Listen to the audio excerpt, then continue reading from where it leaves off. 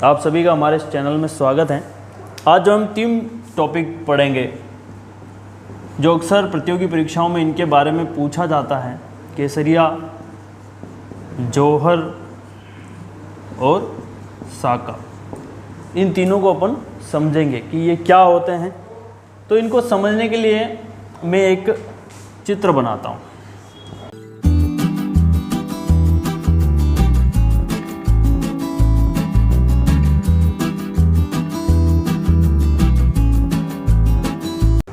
अब देखिए,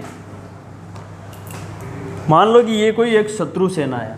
ये शत्रु सेना मान लो इस दुर्ग पर आक्रमण करती है। इस दुर्ग पर जब आक्रमण करती है, मान लो ये संख्या में बहुत ज़्यादा हैं, इस दुर्ग को चारों तरफ से इन्होंने घेर लिया है, पूरा घेर लिया है। अब इस दुर्ग के अंदर की जो सेना है, वो सेना भी इसके साथ युद्ध करने के लिए बाहर आएगी और इन दोनों के बीच में युद्ध होगा।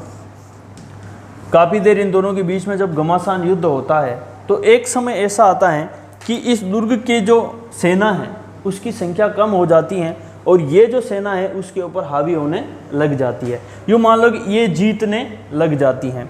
एक कंडीशन ऐसी आती है कि इस दुर्ग की सेना जो है बहुत कम रह जाती है, इसकी संख्या बहुत कम हो जाती है। ऐसी कंडीशन हो जाती है कि अब शायद ये संख्या बल जो है इनको नहीं हरा पाएगा, ये बहुत जल्दी ये शत्रु सेना जो है इस दुर्ग को जीत लेगी, इसके ऊपर अधिकार कर लेगी।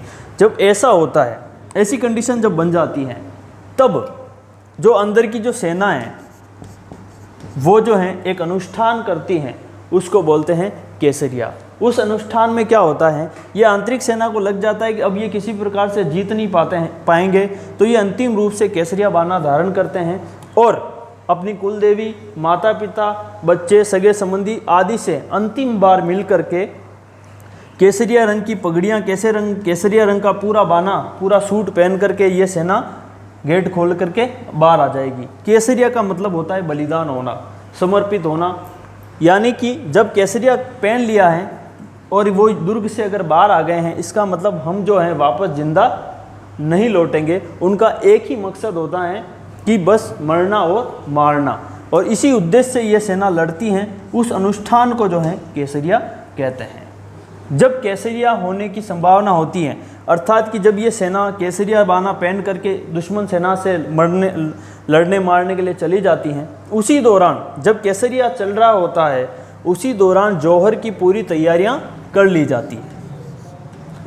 जौहर में क्या होता है, जौहर 2-3 प्रकार से कर सकते हैं। जौहर का मतलब ये है कि किसी भी प्रकार से जो मुख्य रूप से रानियां हैं वो जौहर करती है। जौहर का मतलब होता है अपने आत्मसम्मान, सतीत्व की रक्षा के लिए अपने आप को समर्पित, अपने आप को ख़त्म कर लेती हैं। तो उसके लिए जौहर या तो अग्नि में जल करके या जल में कूद करके अपनी जान दे देना होता है।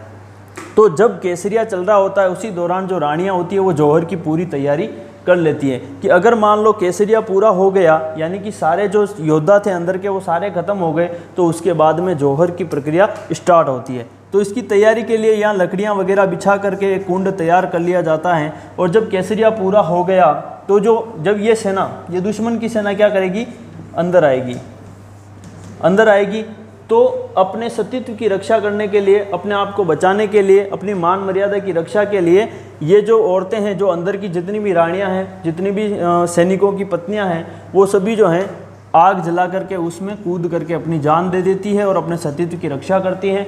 इसको जौहर कहते हैं। 2 बातें आप समझ गए हैं। अब तीसरा बात है साका, अर्थात केसरिया प्लस जौहर जो है साका कहलाता है।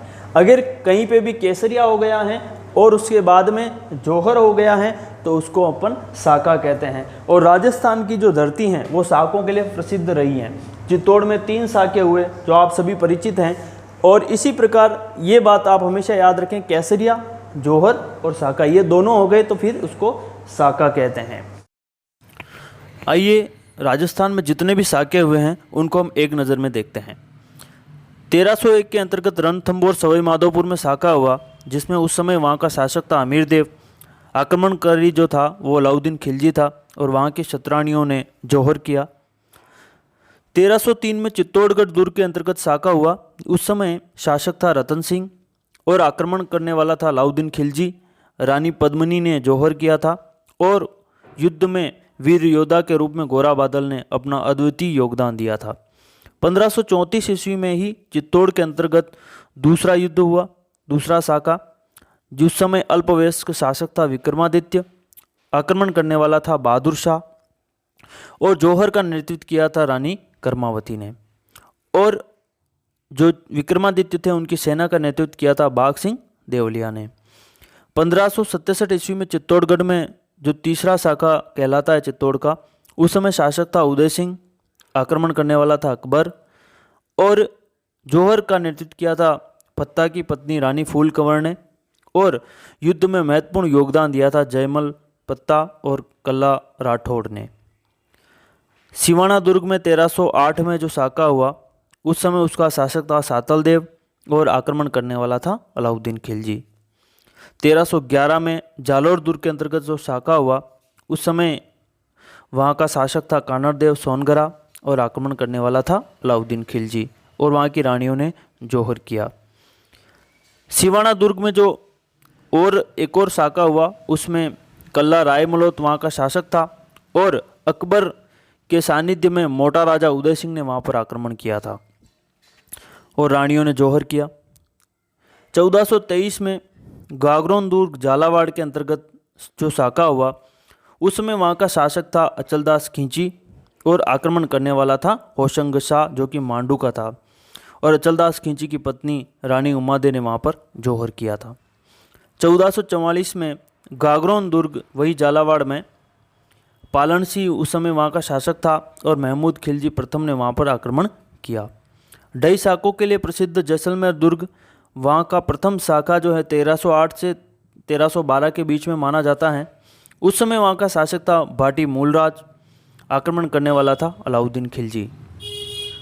जैसलमेर दुर्ग का दूसरा शाखा था रावल दूदा, उस समय वहाँ का शासक था फिरोज शाह ने वहाँ पर आक्रमण किया।